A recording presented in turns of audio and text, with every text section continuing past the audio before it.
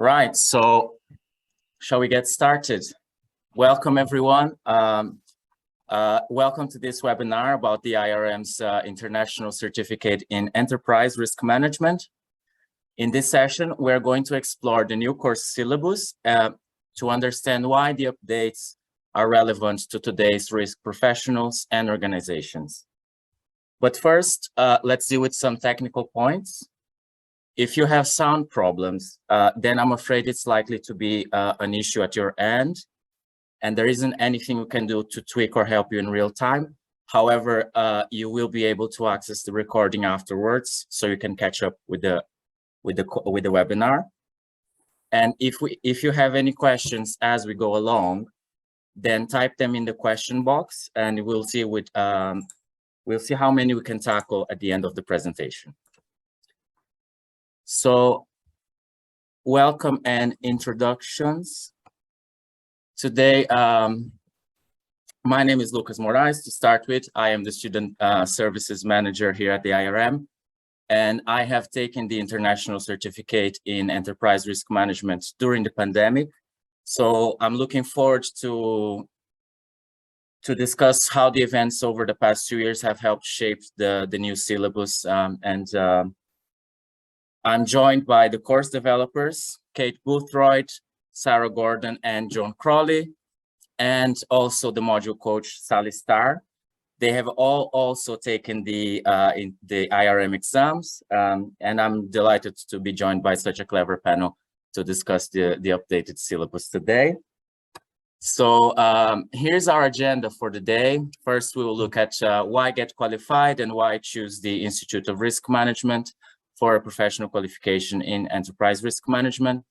Then we'll dig into the new ERM syllabus, first looking at the content overview, then the course resources, so what comes with the course, and finally the assessment format.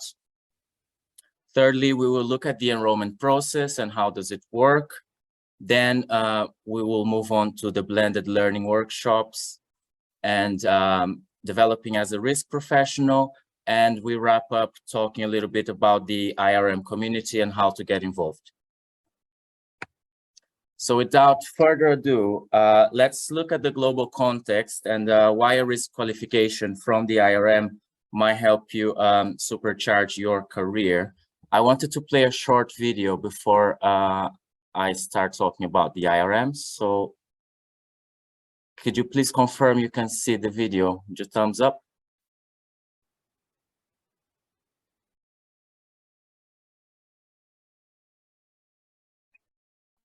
Not yet, Lucas. We can't, sorry. We're seeing your PowerPoint slides at the moment. Okay, sorry about that. All right, can you see it now? Yes. Okay, thank you, Sarah.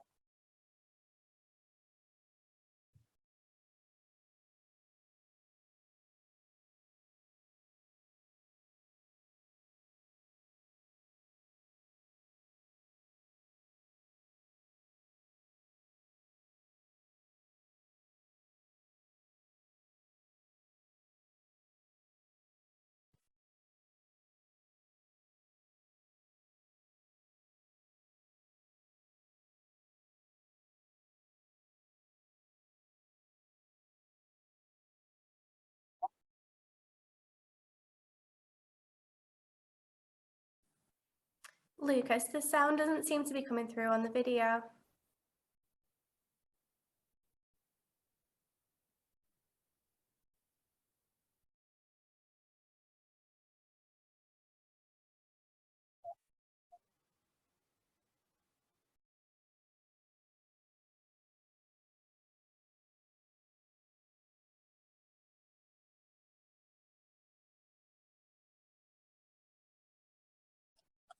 Sorry, I think there's an issue with the sound.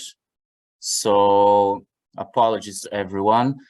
We will share the slides afterwards with a link to the video so you can watch it. But essentially, as the video is showing, in today's interconnected world events such as the pandemic, the war, and economic and social and environmental crisis, The risk landscape is it's changing at a rapid pace, and we need to think about being more proactive and less reactive. And that's how enterprise risk management will help organizations to thrive. And the demand for financial and non-financial risk managers is growing rapidly in the world. So let me just put in the presentation mode.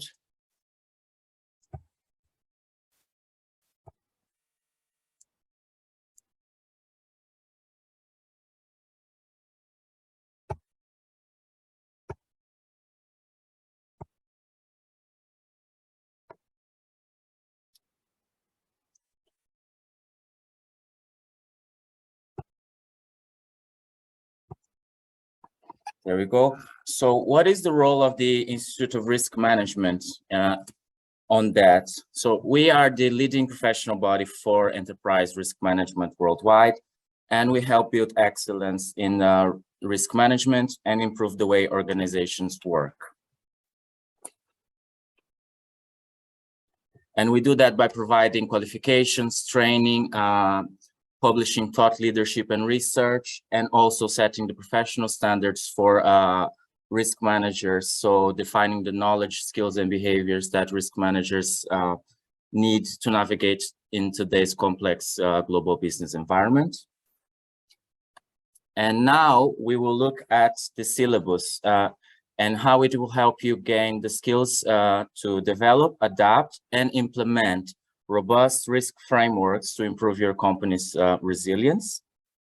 So this course has been designed to introduce students to the fundamental theory, management, and application of enterprise risk management to ensure timely organizational success. And to help us tackle the content overview of the course, as I said, no one better than the course developers and the module coach. So thank you, Kate, Sarah, and John, and Sally for joining us today. I would like to start by saying that the first fundamental change I noticed in the syllabus is the structure, and especially for Module 1, because I can see that now Module 1 covers the entire risk management process. So, Kate, could you please start by giving us an overview of Module 1?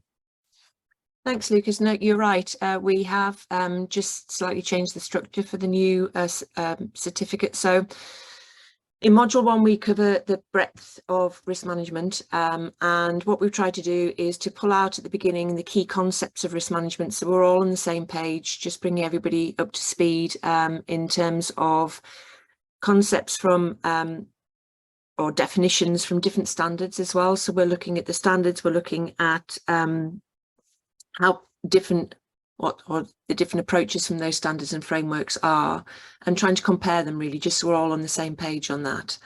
And then in the strategic planning, we're thinking about how we apply enterprise risk management. So it's thinking about looking at risk management across the organisation. So we touch on a few different approaches, but we do more of that in Module 2. And then we go into the main process. So we've looked a little bit in the key concepts and in the strategic planning around the principles and the framework for risk management. And then we go through the process of risk management in units 3 and 4.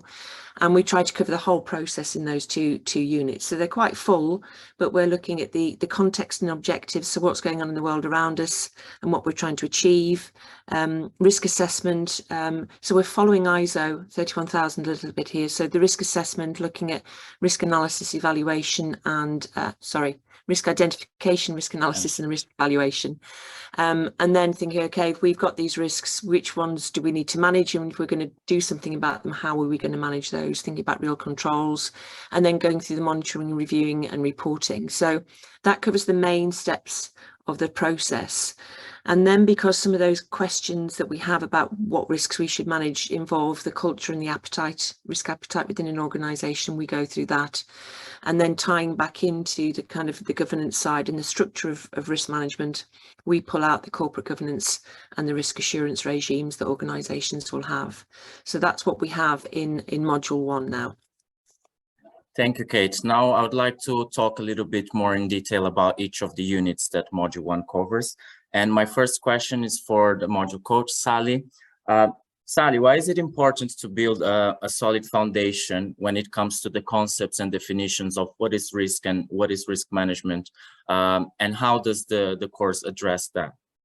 Yeah, so the aim for most practitioners within their roles is to successfully facilitate the management of their organization's risks. But as I'm sure a lot of you are already aware, risk management isn't black and white. There's lots of different ways of approaching it depending on the context in which you're applying it. So in order to be able to select the best approach and adapt our approach to suit the situation, we first need to build a really strong understanding of exactly what risk and risk management are, and how and why definitions can vary across different contexts. So Unit 1 addresses this not just through an exploration of definitions, but also by looking at how risk management has evolved in recent decades, and why it's so important for organizations in today's world. Thank you very much. My second question is to Sarah. Sarah, the course compares a range of different risk management standards, but it's structured around the ISO 31000. Can you just tell me why ISO 31000 is the go-to standard for enterprise risk management, and what other standards are covered in the course? Yeah, certainly, Lucas. So ISO 31000 is perhaps the most widely used standard globally. Obviously, organizations that are predominantly based in the USA perhaps pertain to use COSO, for example, as their main go-to standard. And then, of course, organizations that perhaps have got more to do with, say, the UK government might be using the UK government's Orange Book. So there are a wide variety of standards out there. But the good thing is that, and don't tell them this, they all basically say the same thing. So yes, we've gone with ISO 31000 because it's the most commonly used one. But what you'll see here is that we do try to bring in other language, etc., throughout the course as well. So this course is equally as appropriate for people who tend to use some of the other standards within their workplace. Thanks, Lucas. Thank you, Sarah. And Lucas, if I could just jump in on that, we do build upon this a little bit more when we come into later modules. So in module 2, a lot of what we've learned based on ISO and COSO, when we look at some specific lens through which to look at risks in organizations like insurance, like project management, like IT, like legal, like banking, we introduce some other frameworks or standards. And again, there's different words and vocabulary we use here, but we bring in the solvencies, we bring in the Basels, we bring in the new ISO standard that has been designed for the legal profession. But they're all, as Sarah said, they're all exactly the same thing. Okay. Interesting. Thank you, Sarah and John. And that leads me nicely to my next question, which is, you mentioned about different approaches to risk management in the banking, legal, and et cetera, et cetera. Can you tell us, what is the difference between enterprise risk management and traditional risk management, and why is it so important to talk about it now? On you go, John. What's the difference between the two? There's many different ways that you can look at this. Enterprise risk management is all about the wholesomeness of risk management being part of the discipline of management within an organization. So an organization manages itself, and it manages itself from a financial point of view, from a regulatory point of view, from a reputational, from a sales, and likewise from a risk point of view. So it's part of that connectedness, okay, of thinking about the uncertainties that matter within an organization and thinking about them in the context of managing the organization. Traditional risk management was probably more formulaic. It was more rules-based. It was probably more prescriptive, and it had its place in time. But don't forget, risk management was born out of the health and safety industry and the insurance industry, okay, among others. But we've evolved very much, so it's making it more embracing, part of the family, part of the solution, part of making decisions better and making better decisions in an organization. To me, that's what it's about. Great, thank you very much, John. Then when we talk about strategy planning for ERM in Unit 2, we start by looking at the RASP framework, which stands for Risk Architecture, Strategy, and Protocols. Kate, could you briefly just describe these 3 components of the framework? Yeah, so it is based on the requirements of a framework from standards like ISO. So ISO has a framework, but within the certificate, we base it on the, as you say, Lucas, the risk management framework. So the risk architecture, so the A in RASP, the risk architecture is around the structure of risk management, and how do you build that into the structure of an organisation, its governance structure, the way it does its reporting, its committees, etc. So it's building risk management into the way the organisation does its business. So I was thinking of risk architecture, the structure of risk management, and building it into that. The risk strategy is the more of the tone from the top. So it is, how do you put a purpose to risk management? You know, what is the reason for doing it for an organisation? And it could be different for different organisations. It's thinking about the risk appetite that an organisation might have, so how much risk it wants to take. So it's that thinking about how risk management is going to work for an organisation and what it's supposed to do for an organisation. And then the protocols are really, it's all of the supporting materials, documentation, whether it's a policy or procedures or manuals, fact sheets, tools, techniques, etc., and systems for risk management. So we talk a little bit about risk management information systems. So it's everything that enables an organisation to do risk management, because you can't just do it because you want to, you need everything there to support that. Thank you. I can see Sarah was drawing something. Sarah, did you want to add anything to Kate's answer? No, Kate's answer was beautiful, and I was just getting prepared for the question that I think you might be about to ask me, Lucas. All right. So the next question is focusing on the strategy aspect of the RASP framework. One of the things that we learn in the course is that there is a tone from the top, as Kate mentioned. And how it's important for risk managers to be discussing that at the strategic level. Would you say over the past 2 years, and the risk management has gained momentum in C-level discussions, and why is it important to be at the strategic level when implementing frameworks? I think this question could be for Sally as well, yeah. So yeah, that's a really good question. And from my point of view, I would definitely agree with that. I mean, the COVID pandemic clearly had a really devastating impact for many reasons. But one positive outcome that we've seen is that organisations are now taking certain risks more seriously. So those that are perceived to be very unlikely, but with a large impact if they do occur.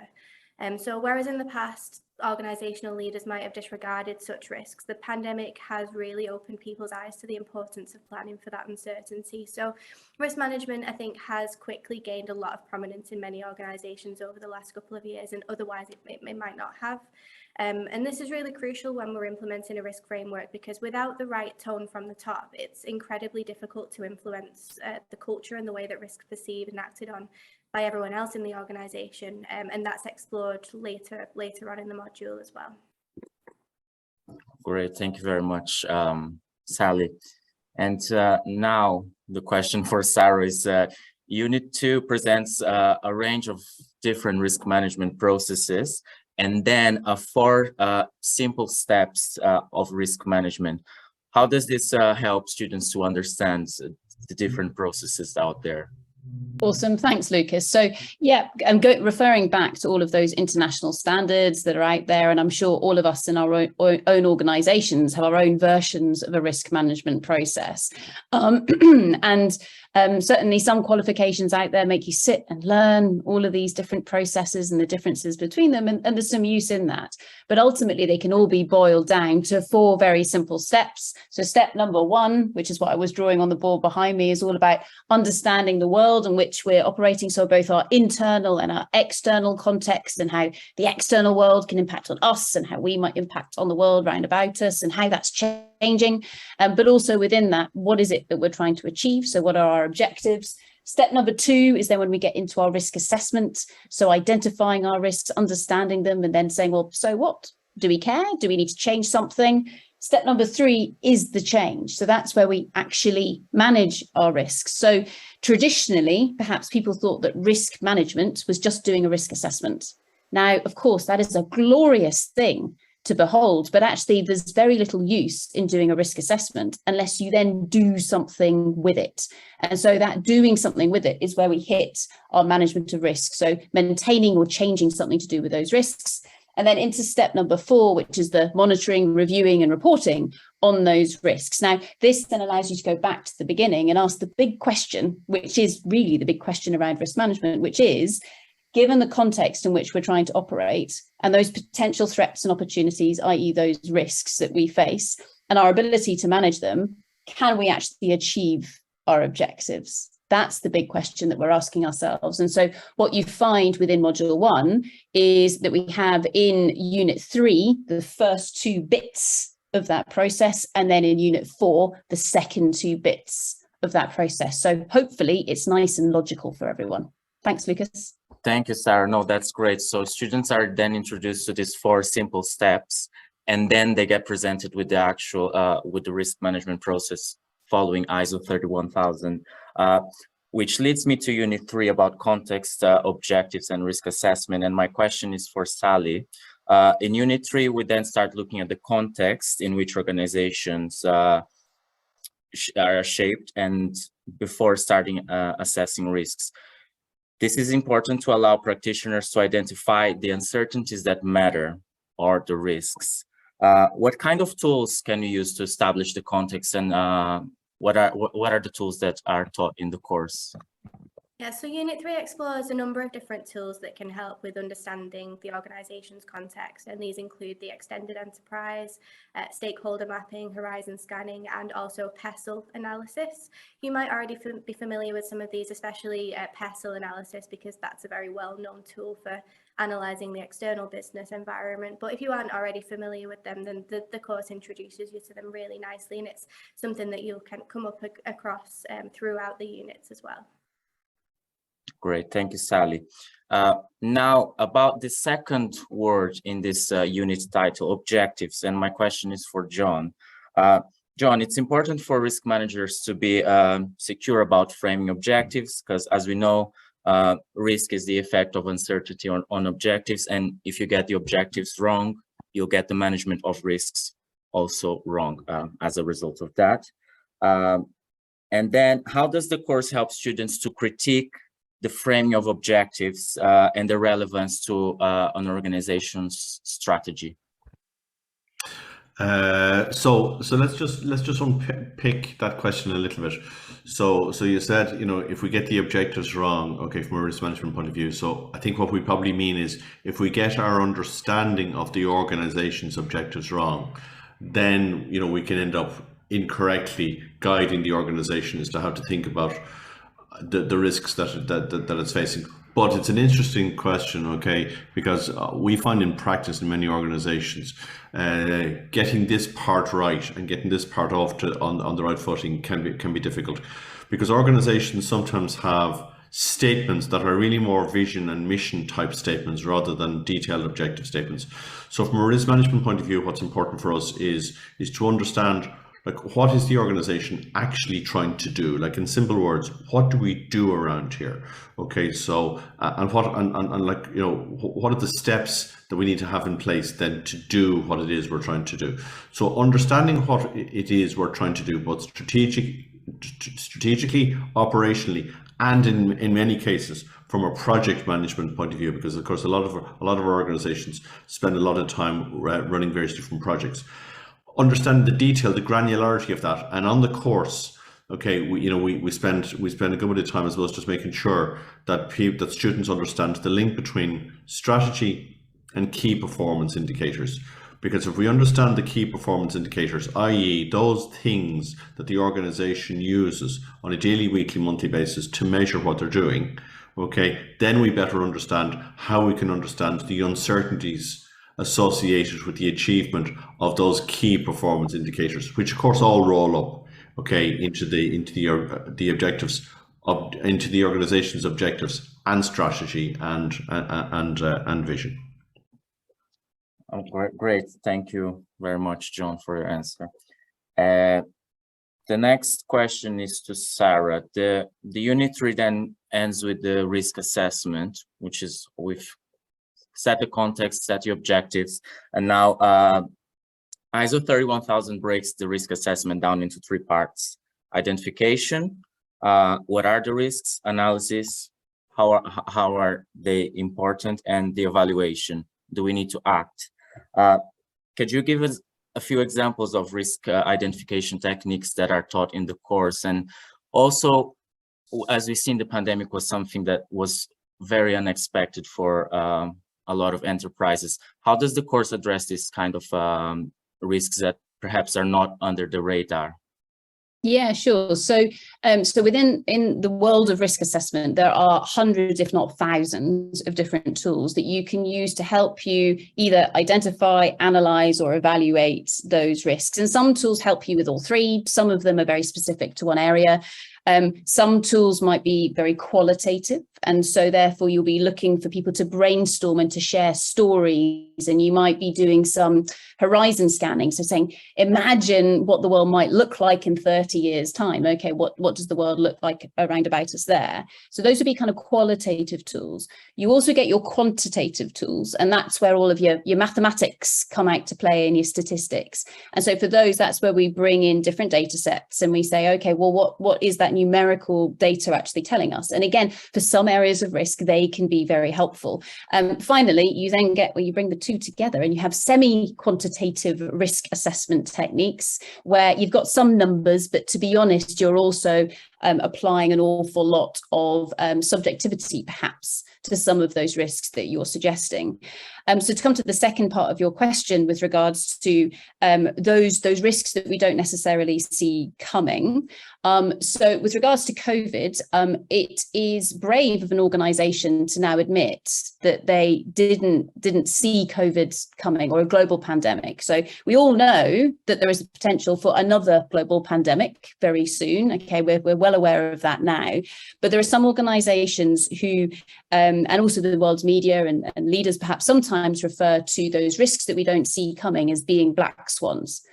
And so those risks there, sometimes people say, well, I just didn't know. They were unknown. So what could we actually have done about it? So one of the tools that we share with everybody is the concept of swans and elephants, where we talk about, okay, there's some aspects that we want to think about here, which actually we know everything about. They're facts. Technically speaking, they're not risks, they're issues, but it's really good to know about them, because that then allows us to do trends and stuff like that, to see what might come next. We then have acknowledged risks. So those are the ones that we're talking about, and we can model and we can play with. We then have those unknown unknowns, or those surprises or black swans, and there will always be some of them out there. And we just need to keep our minds open for what could be in that box. And then finally, we have the unacknowledged risks, i.e. the elephants in the room. Some organizations call them gorillas or rhinos or ostriches. Doesn't matter, just give them the name of an animal. And those elephants are the really interesting ones, because those are the risks that somebody in the organization knows about, or we collectively know about, but that we're not sharing.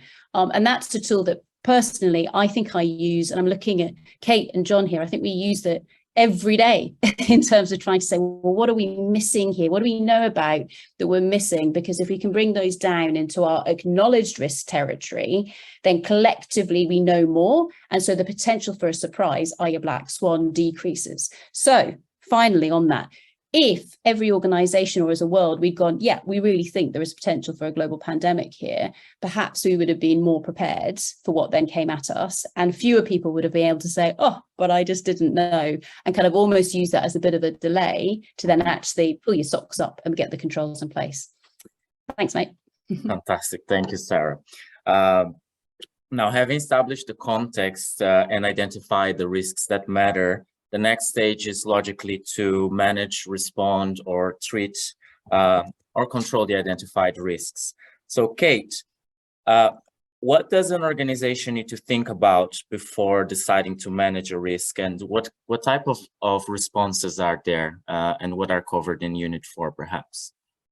Thanks, Lucas. So when we're thinking about managing our risks, we need to go back to the steps before, at least in terms of the risk evaluation. So which of the risks do you think you need to do something about to bring them down to an acceptable level? Because you can't manage every single risk in the same way. So we need to go through that prioritization process, but still say, do I need to do anything more to manage that risk, or is it acceptable to me, either because I don't want to do anything else or because I can't do anything else? So when we're managing our risks, we need to think about that. And we have focused on the ISO 31000 techniques or types of responses because they cover both threat and opportunity. We have pulled in the 4 T's and the 5 E's from Hopkins. So that is the terminate, transfer, treat and tolerate, and the for the 4 T's. And then so you're testing me now. And then in the 5 E's, because I'm not looking at any notes, we have the explore. In hat.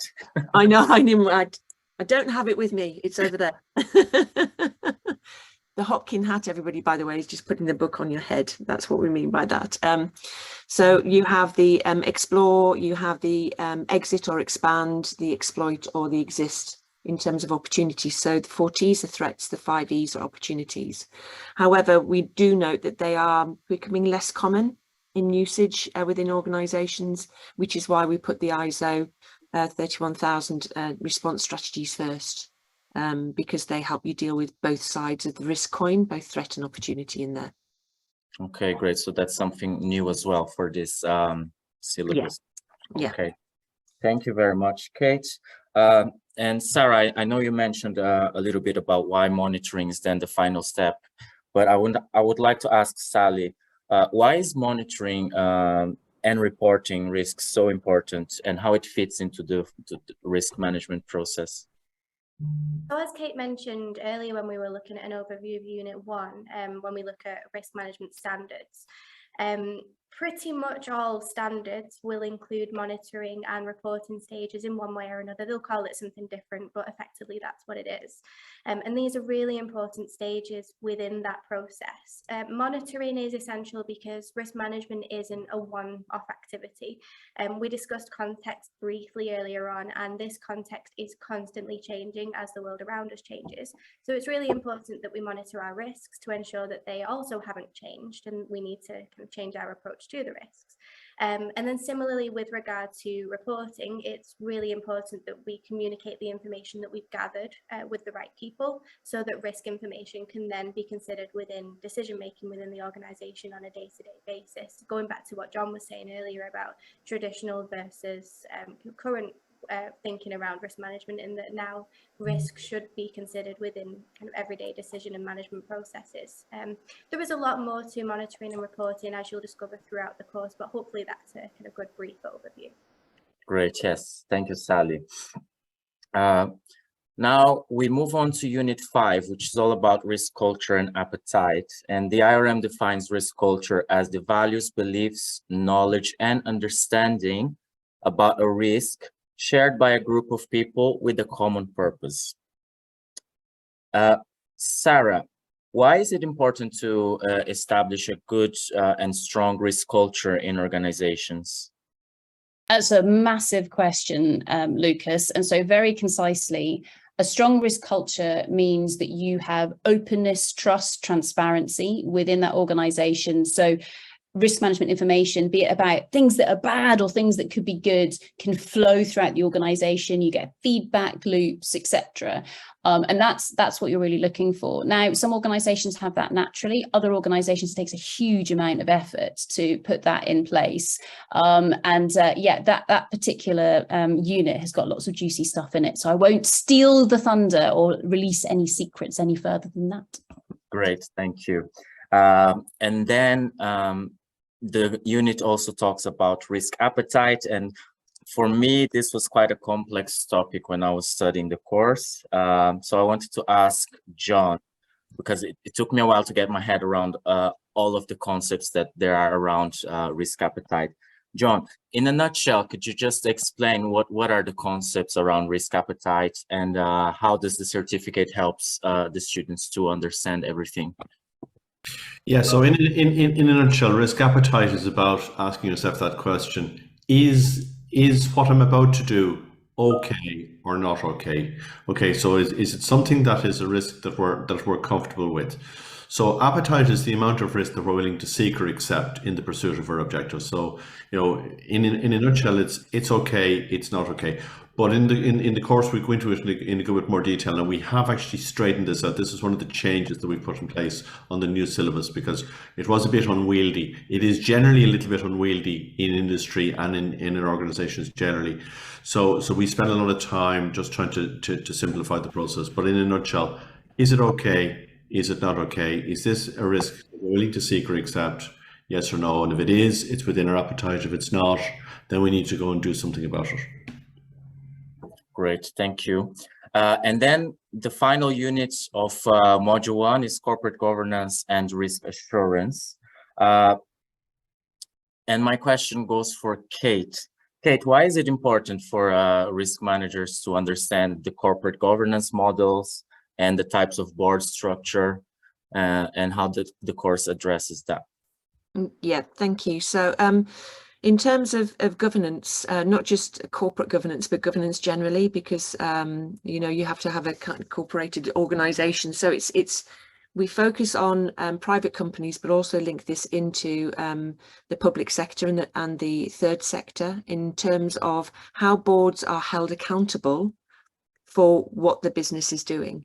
So it's no good, you know, a board saying, oh, I didn't know about that, or nobody told me. We need to think about how we tie risk management into how the organization is run and how the organization is run well. And the board has responsibility from a corporate governance point of view. And I think this is across the world. It doesn't matter if it's UK corporate governance or elsewhere, for making sure that the business is viable and has a going concern. But part of that is understanding the risks and the internal control structure. So we need to understand the corporate governance approach so that we can give assurance to the board that risks are being managed effectively, so that the board can go out and say, yes, we feel that we are managing the risks properly, and, you know, we can sign off on that. So but it does tie back also into that risk management framework. How do we build risk management into the way that we report on risk and what the board wants to see, and everything else? So yeah, it's a very important aspect. But if you're outside of a private company, it's still relevant, whether you're in the third sector or whether you're in the public sector. Great, thank you very much, Kate. And my final question around Module 1 for Sarah, around risk assurance. What are some of the assurance models covered in the certificate, and why is this module wrapped up with risk assurance topic? So obviously, I mean, assurance is one of the world's most exciting topics, and I say that with much love and respect to all of our lovely auditors of the world. Of course, there's always a little bit of rivalry between risk management and audit, which is a good thing. The main model that we look at here, of course, is the 3 lines of assurance, which has been put together by the Institute of Internal Auditors, and so I'm sure lots of people will be aware of that model. And what we do here is really say, okay, well, what does this mean for a risk manager? It's quite clear what it means for internal audit, for example, but what does it mean for a risk manager? And the reason perhaps that this comes at the end of Module 1 is, of course, I mean, it's with assurance that we check to see, okay, is our risk management actually effective? You know, is it worth our time? Is it worth the effort? Or where can we perhaps change some things? Where are there some gaps that need to be addressed? Fantastic. Thank you very much, Sarah. So as we've seen, the module 1, principles of risk and risk management, just help you build that strong, solid foundation around the concepts and definitions of risk, and covers the whole risk management process.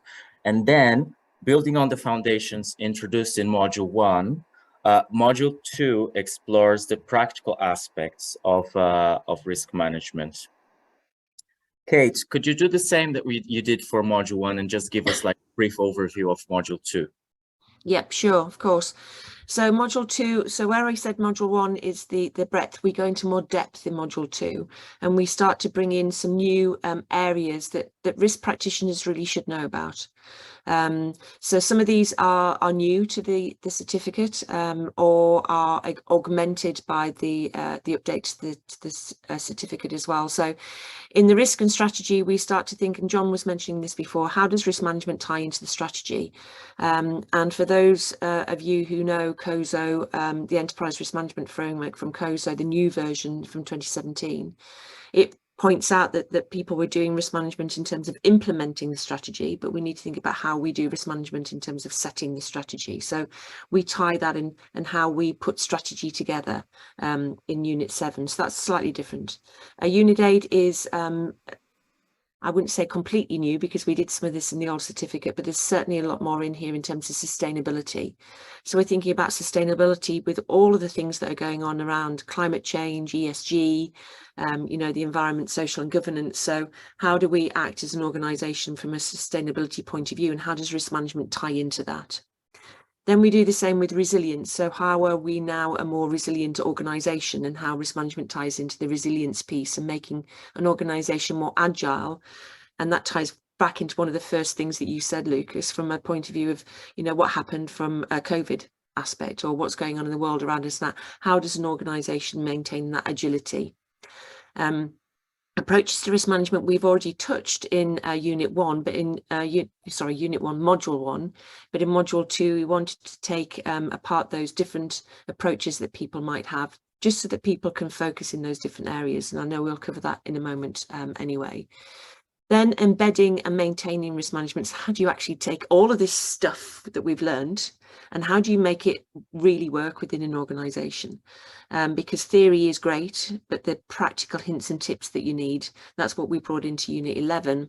And then we finish off in a high, thinking about you as practitioners, for those people who are coming on as students, what do you need in order to be a good practitioner? Where you might need to go for help? And what are the key points that you need to have as a practitioner? So it takes all of that information and thinks about how that applies to you as a student, and then an ongoing practitioner as you take that further along in your work environment. Fantastic. Thank you very much, Kate. That's a great overview of the module. Now let's do the same that we did for Module 1 and dig into the specific units. And my first question about Unit 7, Risk and Strategy, is for Sally. We've talked a lot about how risk and strategy are interlinked, and I just wanted to get a perspective of how this plays out in the real world, and what are the things that risk managers are concerned about nowadays when it comes to strategy. Yeah, so risk management and strategy are very closely linked. For most organizations, risk won't be a driver of their strategy, but every strategy does come with risk. And we do need to take into account things like our risk appetite when we're formulating strategy. So the two do really go hand in hand. As Kate just mentioned in the overview, within Module 2, it does start to go more into depth, and we start to look at practical application. So just to break this unit down a little bit more and to add to Kate's overview, this unit firstly will introduce you to strategy itself, looking at how strategy is defined and formulated, and it then goes on to explore that relationship between strategy and risk management in a lot more detail. And then finally, it ends with an overview of a number of different strategy models used by organizations from a risk management perspective, and that's where that real life application really comes in. And the tools that we'll look at here are things like SWOT analysis, PESTLE again. So like I said before, a lot of the concepts and the tools that are introduced earlier on are built on throughout the units and the modules, and also VMost. So yeah, again, just some tools for real kind of practical real life application. Great, thank you, Sally.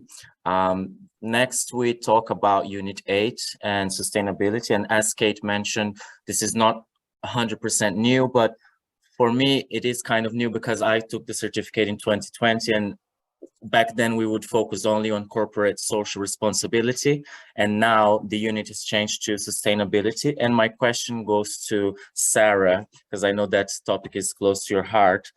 How are risk managers linked with the organizational sustainability, and what are the opportunities and challenges here? What does the course bring?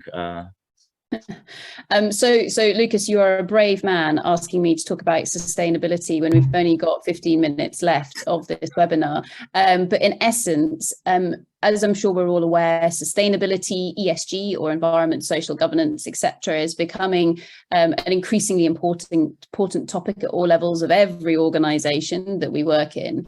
And what we find is that risk management is the mechanism through which tangible sustainability can actually be delivered. So in a world where lots of organisations are greenwashing, actually it's risk management where we can say, hang on, what are the real threats and opportunities here, and what are we going to do about them? And so as a result, what are our transition plans? What are our improvement plans? And that's what's explored within the sustainability module. And so, yeah, I like this one. I think it's really exciting. Of course, it builds on what you learnt with your corporate social responsibility. But as you'll see here, that is a tiny wee bit within the broader portfolio that is sustainability management. Thanks, Lucas. No worries. Thank you, Sarah. Next, we talk about Unit 9, resilience. And my question goes to John. Perhaps one of the hot topics as well around risk management is resilience, considering the rapidly changing world that we're living in.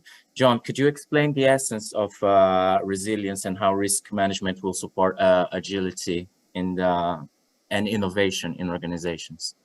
Absolutely, Lucas. I mean, this is an area that it's really this unit runs core to risk management, because resilience and agility are all about doing things and doing things successfully in an organization to make sure that we achieve our objectives.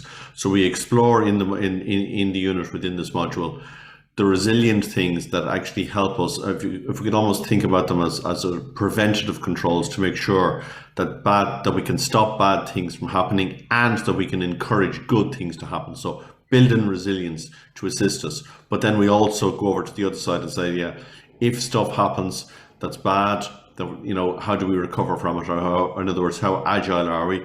Or if stuff is happening a lot better than we'd originally anticipated, how do we leverage that to say, hang on, there's a better future that's available to us, so we can be more agile to outperform our objectives. And in this unit, we actually tell it through the parable of procrastinating Polly, agile Annie, firefighting Freddy, and tumbling Tommy. But you got to sign up to actually hear all about those characters. I would sign up just to hear about these characters. Thank you, John. The next unit, I'm just conscious of time, is approaches to risk management. And Kate, we talked already about the approaches to risk management that are covered in the course. What will students gain from learning these different approaches in a nutshell? Yeah, so very quickly, she says, what we're trying to get you to understand is that there are different approaches that already exist within an organisation. And from the ISO 31000, one of the principles is that you integrate with all organisational activities. So it's having a student having that understanding of the different language, which Sarah mentioned before, that you might find from a financial perspective or a project perspective or ESG or, the different areas or legal, just so that you can make sure that when you're doing your enterprise risk management, you can touch into and integrate into those existing risk management processes within an organisation, or recognise when you're talking to a different organisation where their focus is coming from. So construction will be focusing on projects, they'll be looking at project risk management. So it's just having that understanding as a practitioner of the different languages that are out there and where you might need to touch base with those. Great, thank you, Kate. The 11th unit is called Embedding and Maintaining Risk Management. Sarah, this unit focuses a lot on risk maturity. Could you briefly explain why the unit talks about risk maturity and what will students achieve with this unit? Yes, so risk maturity often is something that's addressed at the beginning of a course rather than at the end. But what's quite nice about doing it at the end is it means we know all of the detail that sits behind each of the different points in a risk maturity scale. And so what we can do then is design our own risk maturity scale or journey for our own organisation and make sure that that is wrapped up in things like risk culture, as I was mentioning earlier, which is where you're really trying to get into very mature risk management that might be where you're trying to get to. So again, we look at a range of different models within that and also really test them to say, okay, well, what would be most practical for ourselves, depending on what organisation we happen to work in. Great, thank you, Sarah. Then the final unit, 12, risk management competencies. is dedicated to the risk management professional and the skills and competencies necessary to thrive in the profession and the roadmap to get there. So as well as the value that risk managers bring to the organization. So my final question goes to the entire panel. If you were to pick one of the competencies to highlight, the ones that are included in the course, which one would you pick and why? Starting with Kate. Yeah, I'm off mute, so I'll go first. Just a point that we bring out both the technical and the behavioural competencies, which do go hand in hand. So because we're doing, Sarah and I are doing a course this afternoon for a client on this, I'm going to pick the facilitation skills. So how do you facilitate the identification, analysis, evaluation, context and objectives, all the different steps of the process? So how do you help people understand what their risks are? And how do they helping them understand how they can manage those risks. So I'm going to go with the facilitation skills one as my one. Sorry, that's I get first, that's the one I'm going to choose. Thanks, Lucas. Sarah. Okay, I'll go next, and then I'll pass off to John, and then I think we could go Sally, because I'm sure she's got some awesome ones to finish with. Actually, I'm potentially going to go off script here. I'm going to say that be curious and actually open to getting it wrong. Now, I'm sure that there's better words for articulating that, but as a risk manager, you have to be prepared to go, what about that area over there? Let's go test it. Let's go see. And that is a core skill. So actually, let's round that up with courage. You have to be courageous to be a risk manager in order to be able to go do that. Thanks, Lucas. Over to you, John. So I'm going to stick with what I wrote when I was writing this unit, and I'm going to pick out the behavioural one. And surprise, surprise, I'm going to go for the same one that Kate went with, which is facilitation. Every day of the week, twice on a Sunday.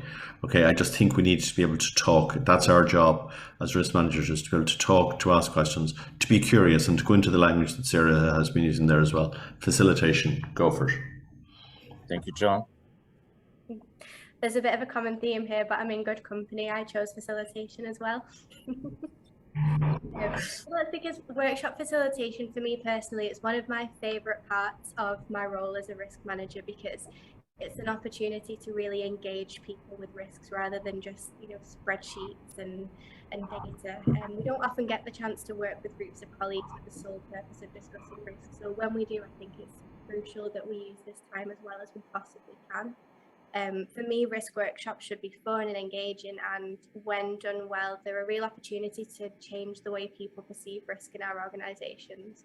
But good risk workshops require good facilitators, and it's a really, really tricky skill to master. So I was very happy to see that there's a whole section dedicated to this in the new syllabus.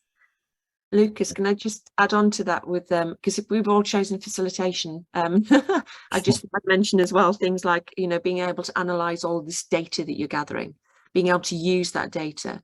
And I think picking up with which everybody said about communication, how do we talk to people and how do we influence them? Not in terms of I want you to do this, but how do we get people to think about risk, engage in the process? So that communication that Sally was talking about, very, very key. So that's some of the other skills that we have in this unit.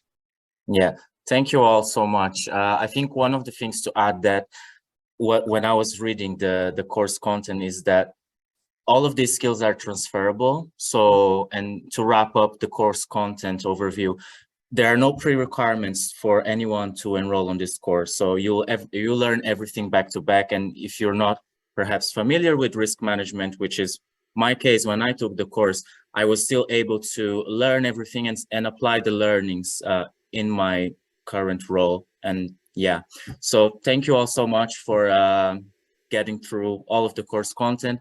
I will now just briefly talk about the course resources. So how you're going to learn everything that we just talked about.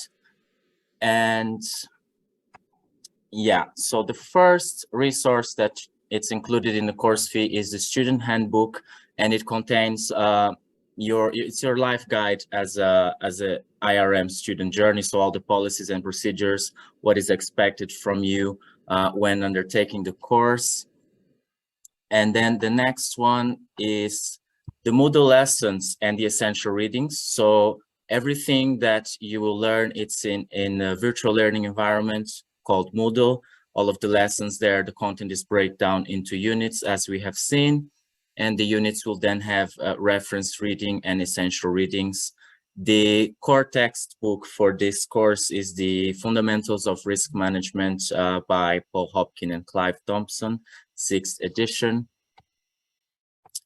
We then go on to learning activities, which are a form of consolidating your knowledge, and these are all available for you in the virtual learning environment as well.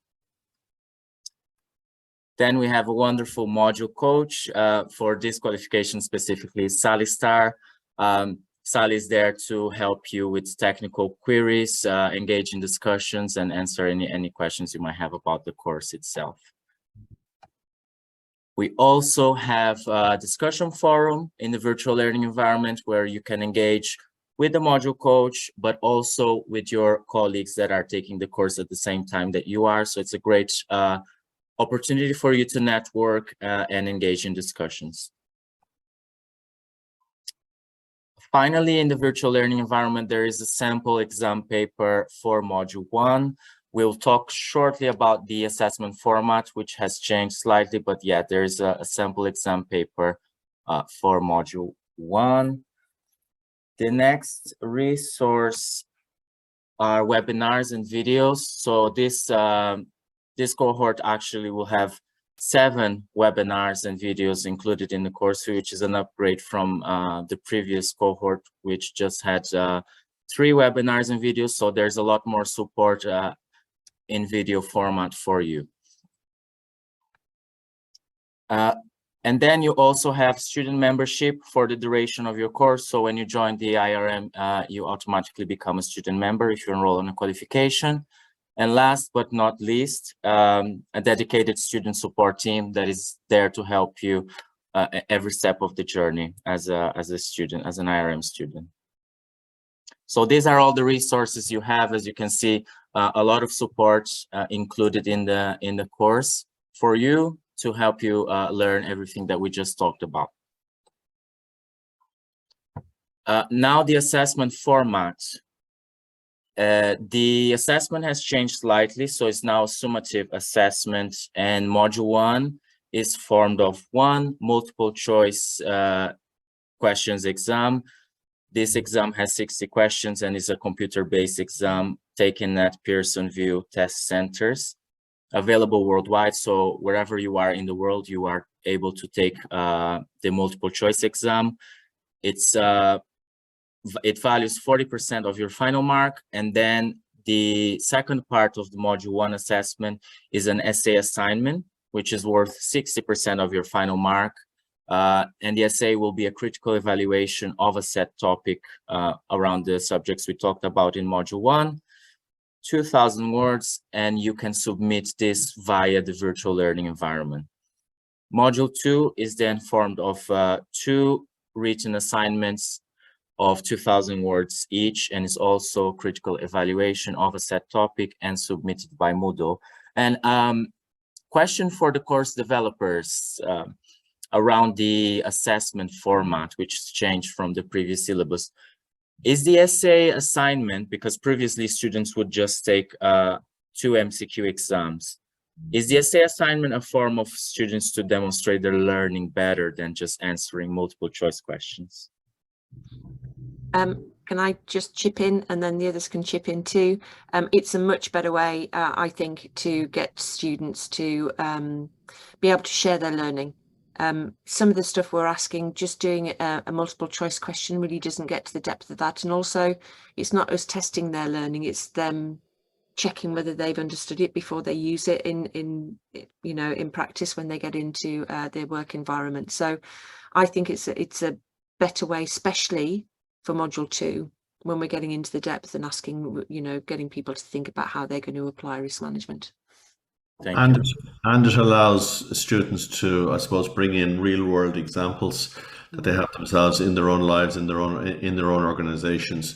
And because, I suppose, this is the way we're now doing it, it can be more dynamic. So as we go over time, okay, things will change, the world will continue to change, but the principles are still the same, but it's the adaptation of them. okay, that changes. So it's more insightful, probably a little bit more work, okay, but that's, you know, it's designed, module 2 is designed to be very much getting into sort of people understanding us understanding in the IRM their depth of the knowledge of the concept, because the world is not easy out there, and from a risk management point of view. Great, thank you. I know we're just about to hit 1 hour, but if you don't mind staying for another 5 minutes so we can wrap up. I'll just go over the enrollment process now. There is a June 2023 cohort, which is the next available exam session.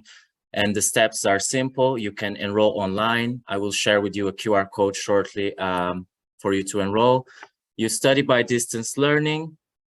And there's 6 to 9 months to complete the course, depending on when you enroll, just because this course is self-directed. So once you enroll, you get access to the learning materials, and then you would sit the examinations, which are for Module 1 on the week between the 19th and 23rd of June. So you can pick one of these dates to sit your multiple choice question exam.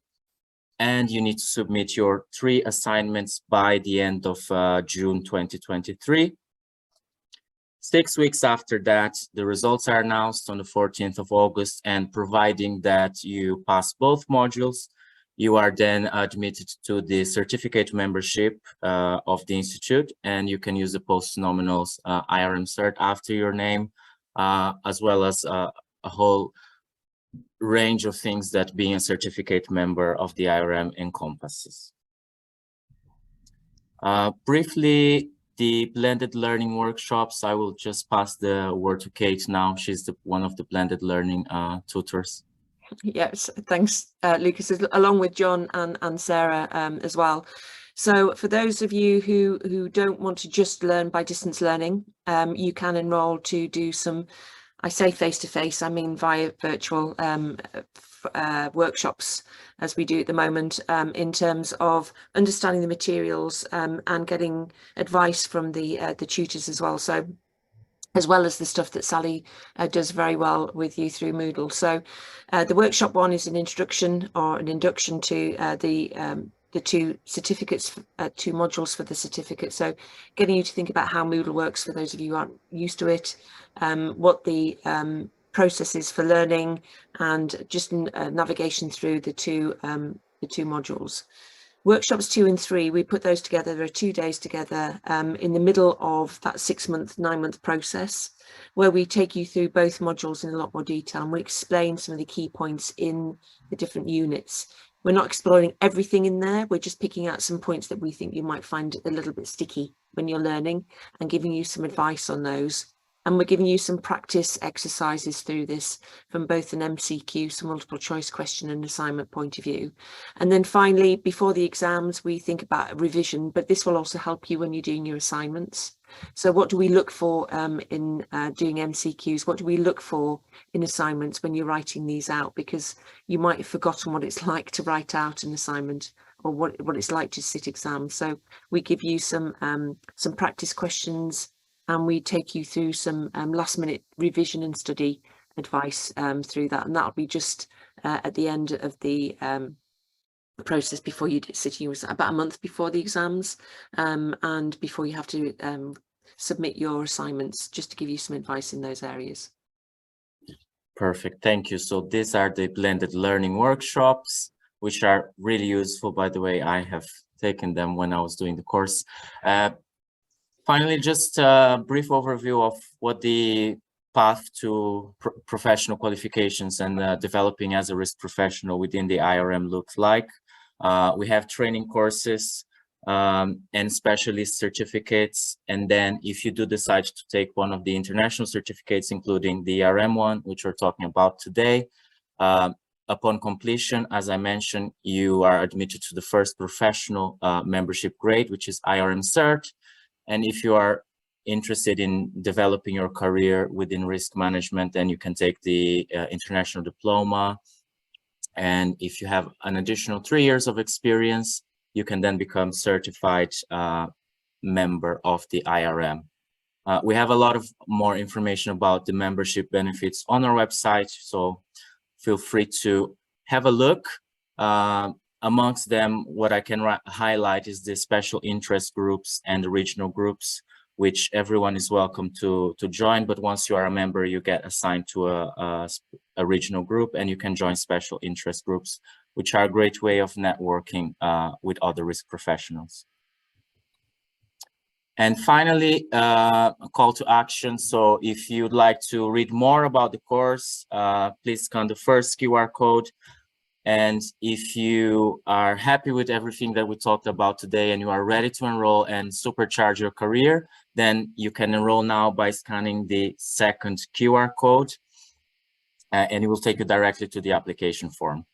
So if you have any questions, you can also email the student support team using the email on the bottom of the slide, or just give us a call and we'll be happy to talk to you. So thank you very much for joining us. I appreciate we just run over time. So what I'll do is I can just get the questions from the question box and share it with the presentation recording to everyone that watched afterwards, if that's all right. Okay. Thank you very much. Bye-bye. Thanks, everyone. Thank you. Bye. See you soon.